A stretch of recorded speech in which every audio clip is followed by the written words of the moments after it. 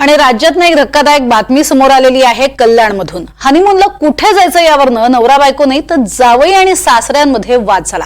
लग्नानंतर मक्का मदिनेला जा असा आग्रह सासऱ्यानं धरला होता, तर जावई आणि मुलीला मात्र काश्मीरला जायचं होतं आणि यावरनंच सासऱ्याकडनं जावयावरती ऍसिड हल्ला झालाय। या हल्ल्यामध्ये जावई इबाद फालके गंभीर जखमी झालाय।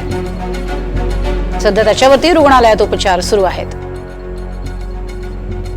जावईने काश्मीरला हनीमूनला जायचं ठरवलेलं होतं, तर ते काश्मीरला न जाता त्यांनी दर्शनाला मक्केला जावं असा त्यांनी आरोपी जटी खोटाला यांनी मनात राग धरून जावई इबाद फालके याच्या अंगावर ॲसिड टाकून त्याला धमकी देऊन त्याला हे गंभीर जखमी केलेलं आहे।